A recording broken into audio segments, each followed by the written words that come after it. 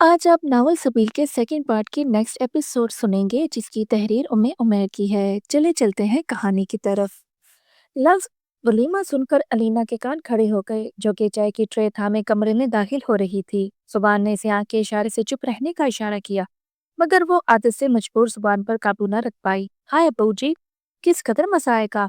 मैं कॉलेज अपनी सहेलियों को अपनी शादी के बारे में कुछ तो बताने के काबिल हो जाऊंगी, वरना शादी इतनी उजरत में अंजाम पाई है कि किसी भी सहेली को बता ही नहीं पाई थी। वो सुबान को मुकम्मल तौर पर नजरअंदाज किए प्यालियों में चाय अंडेलने लगी। हाँ हाँ बेटी, तुम अपनी सहेलियों को भी बुलवा लेना। वाकई अब्बू जी? हाँ हाँ, क्यों नहीं बहू रानी। वो खुशी से चहकने लगी। अलीना, हम सिर्फ बात कर रहे हैं, अभी कुछ तय नहीं हुआ। सुबह ने जी झोंकर बोला। अरे आप काम से थके हारे लौटे हैं, चाहिए आपने अपने कपड़े तैयार कर दिए हैं, उसे ले लें। मैं अपने सास ससुर के साथ यहीं चाय पीने लगी हूँ। वो रवायती बीवियों की फर्ज निभाते हुए बोली। सुबह पुत्र, पहले नहा लो फिर खाना खा लेना। अलीना ने आज बहुत मजे का कीमा आलू बनाया है। सांस भी इसके अच्छा खाना पकाने की गुन गाने लगी, जबकि अलीना गर्दन ऊंची करके सुबान को चिढ़ाने वाली नजरों से देखने लगी। जी अम्मी, वो शराफत से गर्दन झुकाए कमरे से निकल गया, मगर ठीक 2 मिनट बाद अलीना को पुकारने लगा। हाय, सब कुछ तैयार करके रखा है, मगर इन्हें सामने पड़ी चीज की नहीं मिलती। वो बुड़बुड़ाते हुए अपने बेडरूम में आ गई। देखें, ये सब तैयार करके रखा है। वो आते ही हदायत जारी करने लगी। अलीना जी। वह मासूमियत के रिकॉर्ड तोड़ते हुए सुबान को देखने लगी। अब कब बड़ी होंगी? इधर जरा मेरे साथ खड़े तो हो, आपके कानों तक पहुंच चुकी हूँ। इससे बड़ी होकर जराफा लगने लगूंगी, और वैसे भी लड़कियां जरूर से ज्यादा लंबी अच्छी नहीं लगती। वो मुंह बनाती हुई बोली। अलीना, सुभान की आवाज में गुस्से की आमेज़ें शामिल होने लगी। वो सहम कर पलटी। आपको गुस्सा आ रहा है? मैंने तो ऐसा कुछ गलत नहीं बोला। अगर गलत बोला है तो माफ कर दें। तो बेवकूफ सी लड़की सुभान के कड़े तेवरों को समझे बगैर बोले चली जा रही थी, मगर वो टिकटिकी बांधे इसे जुबान खोले बिना नजरों का मफहूम समझाने में कोशियां था। चंद लम्हे एक दूसरे की आंखों में देखने की नजर हो गए। एक तरफ लाओबालीपन अपने अरूज पर था, तो दूसरी तरफ गम और गुस्सा अरूज पकड़ने लगा। अब अपना और अब्दुल नाफे का सामान बांधो, वो जब्त करते हुए बोला। कि क्यों? सामान क्यों बांधूं? मेरा तो वलीमा होने वाला है। मैं कहीं नहीं जा रही। वो लापरवाही से गर्दन झटक कर कमरे से बाहर निकलने के लिए पलटी। सुबह ने एक लम्हा जाया किए बनाए इसे कलाई से दबोच कर अपने सामने ला खड़ा किया। मेरी आंखों में देखो क्या नजर आ रहा है। आंखें नींद की कमी की वजह से लाल हो रही है, और शायद थकन भी है। आप ऐसा करें, आज रात जल्दी सो जाए। मैं और अब्दुल नाफे अम्मी अबू के कमरे में सो जाएंगे। सुबान का जी जहां अपना सर दीवार के साथ दे मारे। मेरी आंखों में गुस्सा है जो अब जहीन फतीन को समझ नहीं आ रही। वो दाम पीस कर रह गया। पर मुझ पे गुस्सा क्यों आ रहा है? बिला वजह गुस्से करने की क्या तुक बनती है? मैंने ऐसा तो कुछ नहीं किया, बल्कि आपके आराम के लिए हर चीज पहले से तैयार करके रखी है। वो अभी भी इस शरीफ और नफ्स जुबान का कड़ा इम्तिहान लेने पर तुली हुई थी। मैं अभी गुस्ल करने जा रहा हूँ, जब निकलूं तो मुझे मां समान मुंतजिर मिलो। क- क्यों भाई, क्या जबरदस्ती है? मैं अपना घर बार छोड़कर कहीं नहीं जाने वाली। और क्यों जाऊं? आपका दिल होगा कि इसे चुपके से छोड़कर किसी और के साथ अपना वलीमा रचा लूं। जब तक मैं जिंदा हूँ, आपको मेरी लाश पर से गुजरना होगा। बस बस, सुभान की हिम्मत जवाब दे गई। अपना मजबूत हाथ इसके नाजुक चेहरे पर जमा दिया। अपनी जुबान को लगाम दो। आप इस दिमाग के अंदर शोहर के एहसासात व जज्बात पहुंच। मैं गुस्ल खाने से निकलूं तो मुझे आप तैयार मिलो। वो उसके चेहरे पर हाथ जमाए इसकी सवालिया नजरों में झांकते हुए ताप पीस कर बोला। अलीना के चंद आंसू लड़क गए। इसके आंसू देखकर सुबान का सारा गुस्सा काफूर हो गया। फौरन इसके चेहरे से हाथ हटाकर इसके दाएं गाल पर मोहर मोहब्बत साबित कर दी और इसे अपने हसारे मोहब्बत में लेते हुए बोला, जबकि वो जुबान की दीदा दलेरी पर हक्का बक्का हैरत से मुंह खोले तकती रह गई। एकदम जुबान को ताला लग गया। अलीना, आप मुझे मजबूर क्यों करती हो कि मैं गुस्सा करूं? मेरा सिर्फ मकसद और मुतालबा ये सोचकर बोला करो। हर वक्त बिला वजह बोलते रहना अच्छी बात नहीं। जबकि मैंने आपको इशारा भी किया था कि बस खामोशी से सुनो। हमने वलीमा भी किया तो बस करीबी रिश्तेदारों और चंद दोस्तों के साथ ही करेंगे। पर अपनी सहेलियों को भी बुलवा लेना, कोई मना नहीं करेगा, मगर बुजुर्गों की बात को पहले आराम से सुनते हैं, फिर अगर वो मशवरा मांगे तो अपनी जहानत पेश करते हैं। आप मेरी बात समझ रही हो ना? वो लाचारगी से पूछने लगा। या आप किस खुशी में मेरे साथ गुज़श्ता 5 मिनट से चिपके खड़े हैं? वो शिकवा किनाई से बाज ना आई। ओ हाँ, मैं खताकार तो भूल ही गया था कि इलाका गैर में दाखिल हो चुका हूँ, जहाँ हर मलका अलीना ने पहरेदार बिठा रखे हैं। पता है कौन सा पहरेदार है? नहीं, मुझे नहीं पता। वो दोबारा मचलकर उठने लगी। मैं बता दूं? जी बताएं। मगर फासले पर रहकर वो मचलकर इसके हासार से निकलने में मुसलसल कोशियां थी। آپ کی نادانی اور بے وقوفیاں آپ کی پہرادار بنی بیٹھی ہیں اور آپ کو سمجھ ہی نہیں آتی کہ میں کیا کر رہی ہوں۔ لہٰذا میں آپ کی عقل ٹھکانے کے لیے آپ کو آپ کے والدین کے ہاں پورے 1 ہفتے کے لیے چھوڑوں گا۔ اس دوران اچھی طرح سے ازدواجی زندگی کے فکری تقاضوں کو خوب ازبر کر کے آنا اور اچھی طرح سوچ بھی لینا۔ وہ دوبارہ اس کے دوسری کار پر جسارت سے خود کو باز نہ رکھ پایا۔ اسے ہکا بکا چھوڑ کر مطلوبہ لباس اٹھا کر واش روم میں گھس گیا، جبکہ علینا اپنے گال پر ہاتھ رکھ کر کھڑی رہ گئی۔ اتنی ہمت، ہائے اللہ، میں تو دوبارہ عبدالنافع کے بابا کا سامنا نہیں کر پاؤں گی۔ وہ شرمندگی سے لال ہونے لگی۔ اچھا ہی ہے، بات مان لیتی ہوں، 1 ہفتہ ان کا سامنا نہیں کرنا پڑے گا۔ ابھی تو اپنا چہرہ عبدالنافع کے بابا سے چھپا کر رکھنا ہے۔ ابھی اتنے لاڈ کرنے کی کیا تک بنتی ہے بھلا؟ ایسے ہی خواہ مجھے اپنی نظروں میں شرمندہ کرنے پر تلے ہیں۔ ہائے اللہ، انہوں نے کیا کر دیا؟ وہ دونوں ہاتھوں میں اپنا چہرہ چھپانے لگی۔ بہتر ہے عبدالنافع کے بابا کے لوٹنے سے قبل اپنا ضروری سامان باندھ لو۔ وہ سر سے الماری اور دیگر درازوں کو کھنگال کر اپنا مطلوبہ سامان سمیٹنے لگی۔ آخر 10 منٹ کی جان فشانی رنگ لے آئی اور وہ سبحان کے غسل خانے سے لوٹنے سے قبل ہی کمرے سے رفو چکر ہو چکی تھی۔ سار سے سر چائے پی چکے تھے، فوراً ان کے برتن سمیٹ کر باورچی خانے میں آ گئی۔ شرم سے لال چہرے کو اب دوٹے میں چھپا کر برتن دھونے لگی۔ عبدالنافع اتنا لمبا نہ ہوتا کہ اس کے بابا بھی اتنے نڈر نہ بنتے۔ ایسے خواہ آ بیل مجھے مار، وہ اپنے اندر چھری جنگ کے ساتھ نبرد آموز تھی۔ علینا، سبحان کی پکار سمتوں سے ٹکرانے لگی۔ ہے اللہ، یہ تو ادھر ہی آ رہے ہیں۔ وہ چہرے کو ڈھک کر تیزی سے برتن کھنگالنے لگی۔ علینا، مجھے کھانا دو تاکہ پھر میں آپ دونوں کو آپ کے والدین کے ہاں چھوڑاؤں۔ اور ہاں، یعنی امی ابو کو آگاہ کر دیا ہے، آپ کو مزید وضاحت دینے کی ضرورت نہیں ہے۔ اور یہ چہرہ تو چھپایا ہوا ہے، آپ یہاں سے جائیں، مجھے آپ سے بہت شرم آ رہی ہے۔ شکر اللہ کا 1 ہفتہ آپ کو نظر نہیں آنا پڑے گا۔ عبدالنافع سے ملنے میں تو روز شام کو آیا کروں گا۔ عبدالنافع کی چھوٹی خالہ چاہے تو میرے ساتھ سلام دعا کر سکتی ہے۔ وہ اس کے قریب آن کر کھڑا ہو گیا۔ توبہ توبہ، استغفر اللہ، کچھ تو شرم کریں۔ امی ابو نے دیکھ لیا تو ہمارے بارے میں کیا سوچیں گے؟ یہی سوچیں گے کہ میاں بیوی سے ایک دوسرے کے ساتھ زندگی بسر کر رہے ہیں، جس پر ثواب بھی ملتا ہے۔ سبحان اس کے کان میں سرگوشی کرتے ہوئے واضح کرنے لگا۔ آپ تو دن بدن بے شرم ہوتے جا رہے ہیں۔ روٹی کھائیں اور مجھے میرے والدین کے گھر چھوڑ کے آئیں۔ بھائی، ہر چیز کی ایک حد ہوتی ہے۔ اب کیا ہوا؟ باورچی خانے میں بھی آ کر عبدالنافع کی چھوٹی خالہ کو ہراساں کیے جا رہے ہو؟ وہ چہرہ لپٹے آٹے کا پیڑا بناتے ہوئے شکوہ کے نہ تھی۔ صرف عبدالنافع کی چھوٹی خالہ نہیں بلکہ سگی زوجہ زبان بھی ہے۔ مجھے نہیں پتا، سب یہاں سے جائیں ورنہ میں امی کو آواز دے دوں گی۔ سو بسم اللہ، ابھی بلا لو۔ ذرا یہ بھی واضح کر دو، انہیں کیا بتاؤ گی؟ مجھے نہیں پتا، اسی چوکر بولی۔ ارے عبدالنافع کی چھوٹی خالہ، غصے میں روٹی نہ جلا دینا۔ زبان اپنی مسکراہٹ پر قابو پانے سے قاصر تھا۔ آپ اس وقت مجھے زہر لگ رہے ہیں، پتہ ہے آپ کو؟ وہ چہرہ چھپاتے ہوئے روٹی کو پلٹنے لگی۔ عبدالنافع کی چھوٹی خالہ، اس 1 ہفتے کی دوری میں شہد نکلی نہ گونگا تحریر کر دوں یا پھر اپنا بولنا ہی کافی ہے؟ مجھے کوئی شوق نہیں اور نہ ہی مجھے ثبوت چاہیے۔ ٹھیک ہے، پھر 1 ہفتے کی دوری پر فیصلہ چھوڑتے ہیں۔ ایک ہی روٹی کافی ہے، دوسری نہ بناؤ۔ اب پیڑا بن چکا ہے، لہٰذا آپ کو کھانا پڑے گی۔ زبردستی ہے کوئی؟ سبحان نے سی کر پوچھا۔ جی بالکل، جیسے آپ زبردستی کرتے ہیں ویسے میں بھی معاملے میں زبردستی کرنا جانتی ہوں، اور ایسے تو ایسے ہی صحیح۔ وہ خوش خطابت میں جو منہ میں آیا بولتی گئی۔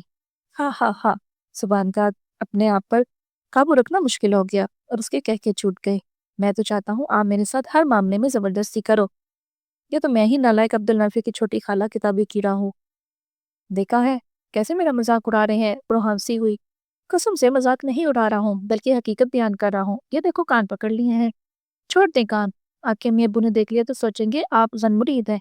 ہر سب کے جاؤں ایسی جان لیوا سمجھداریوں پہ۔ بس بس، اب زیادہ نہ پھیلیں۔ شکر ہے 1 ہفتے کے لیے جا رہی ہوں، وہ بڑبڑانے لگی، جبکہ پریقین زبان اس کی حالت زار پر محظوظ ہو رہا تھا۔ حلالہ کرواتے پھر رہے تھے گندی نالی کے کیڑے۔ اما نے بیلٹ سے اس کی چمڑی دھیرتے ہوئے پوچھا۔ مجھے معاف کر دو خدارا، مجھے معاف کر دو۔ وہ تو میں نے مولوی کو پیسے دے دلا کر فارس کی آنکھوں میں دھول جھونکنے کے لیے اپنا ہادیہ کے ساتھ جعلی نکاح نامہ تیار کروایا تھا۔ ایک تو جعلی نکاح نامہ، اوپر سے حلالے جیسے غلیظ لعنت۔ اف، تجھے آوارہ کو تو یہ سب مشورہ کس نے دیا تھا؟ صاحب، اپنا کام نکلوانے کے لیے مختلف شعبوں سے منسلک لوگوں سے میرے تعلقات استوار تھے، جن میں گردی نشین سارے فریز تھے، جن کے ہاں مال اور عورت کی بہتات رہتی ہے۔ پیر کا صرف ایک اشارہ ہی کافی ہے، اور جوان سال عورتیں اپنا سب کچھ وار دیتی ہیں، پر ان کا مسئلہ یہ ہوتا ہے کہ یا تو وہ جوان سال شادی شدہ ہوتی ہیں جبکہ ان کے شوہر گھر ہوتے ہیں، یا پھر کنواری ہوتی ہیں جن کے والدین سر پر موجود ہوتے ہیں، جبکہ چنانچہ ہم انہیں وقتی طور پر استعمال میں لا سکتے تھے پر ہمیشہ کے لیے اپنے پاس رکھنے سے قاصر تھے۔ تو پھر تو دارالعمار سے لڑکیاں کیوں لاتا رہا ہے؟ صاحب، دارالعمار سے لاوارث کم عمر لڑکیاں دستیاب تھیں جن کا آگے پیچھے کوئی خاندان یا کوئی آسرا نہیں ہوتا تھا، تو میرے لیے اس قسم کی چک چک نہیں تھی۔ ایک دفعہ کسی لڑکی کا کسی ماں محرم سے کنوارا پن دور ہو جائے تو پھر وہ اپنی نظروں میں خود ہی گر جاتی ہے۔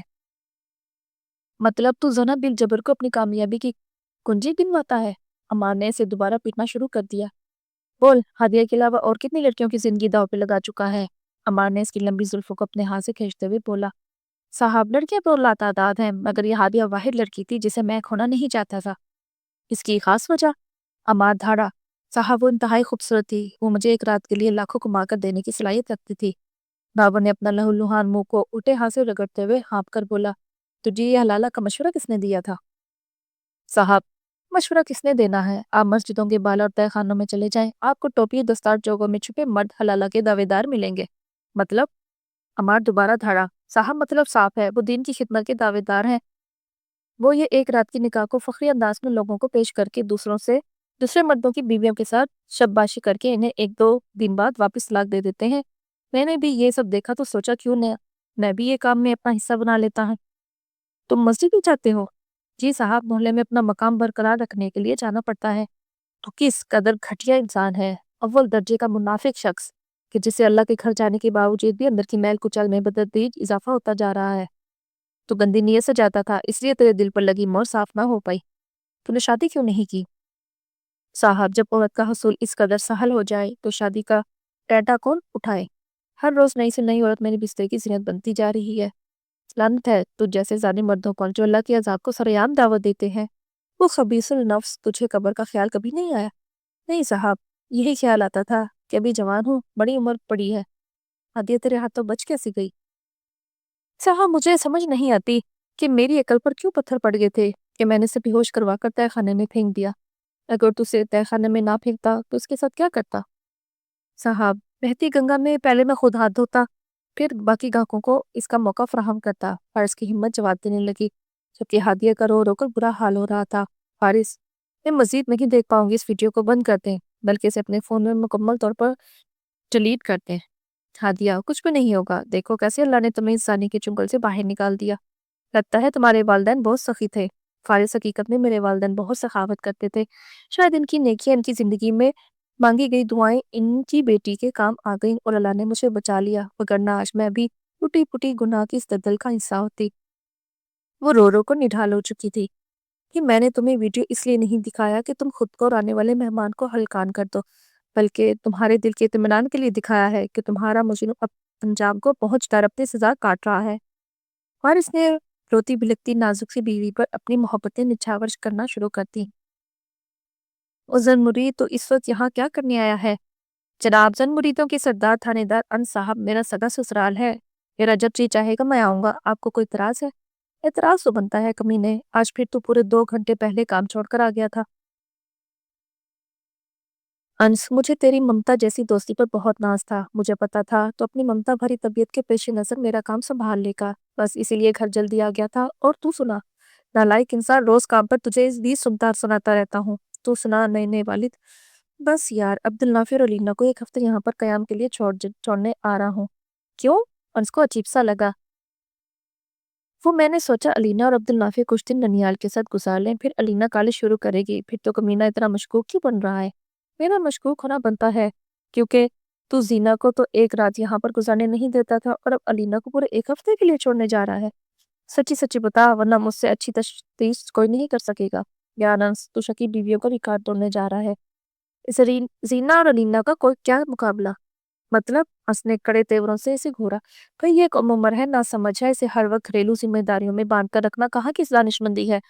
کچھ دن اسے بھی ماں کے گھر آرام کی ضرورت ہے۔ اب اگر میں عبدالنافع کو اپنے پاس رکھوں تو بھی یہ جاتی ہے، کیونکہ علینا سے اور وہ علینا سے بہت مانوس ہو چکا ہے، اس لیے دونوں کو یہاں پر چھٹیاں منانے کے لیے چھوڑا ہے اور میں روز شام کو ملنے آیا کروں گا۔ تجھے کوئی اعتراض؟ سو بھی پکی بات ہے نا، اگر کوئی اور مسئلہ ہے تو بتا، ورنہ میں تیری کھالو دھیر دوں گا۔ شکی بیوی کے استاد، اور کوئی ایسی بات نہیں، اب رانی بھابی کے ہاتھ کی چائے منگوا تاکہ میں پی کر جاؤں، صبح پھر کام پر بھی جانا ہے۔ ہائے، وہ بڑے صاحب کی جان دیدہ گھوریاں تو میری جان کو آ جاتی ہیں۔ صبح نے بات کو بتلا، تو بات کا رخ نہ بدل سو بھی۔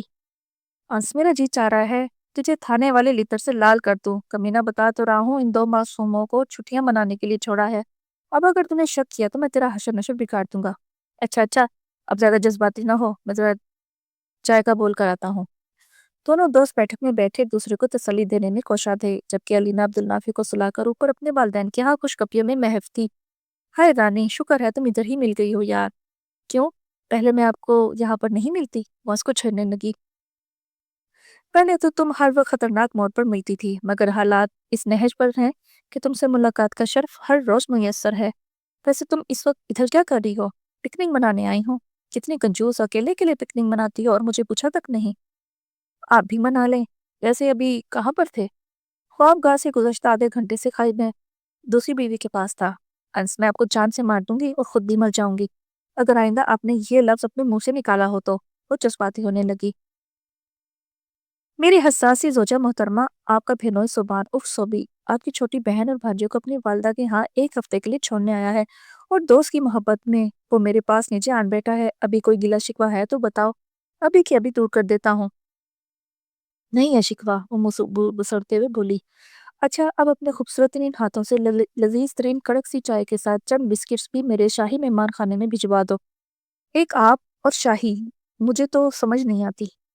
بس ہم دونوں خاکساروں نے کبھی غرور نہیں کیا۔ خاکسار تھانے دار انس صاحب، ذرا اپنی خوبصورت ہاتھوں سے وہ پتیلی تھما دیں۔ جی یہ نئے سپنوں کی رانی صاحبہ، ابھی یا تمہارے پاس بیٹھ کر چائے کو گلا بھی دوں؟ چائے آپ کے بغیر بھی گل جائے گی، لہٰذا اپنے دوست اور میرے بہنوئی کے پاس تشریف لے جائیں۔ جی حکم۔ انس بیٹھک کی طرف پلٹا تو خارجی دروازے پر دستک نے چکنا کر دیا۔ بابا چچا بھی گھر پر موجود ہے، اس وقت کون ہو سکتا ہے؟ سوبی تو پاس میں ہی بیٹھا ہے۔ انس نے باہر صحن سے آنکھ لگائی اور خارجی دروازے کی طرف بڑھ گیا۔ باقی آپ کل کی نیکسٹ ایپیسوڈ میں سنیں گی۔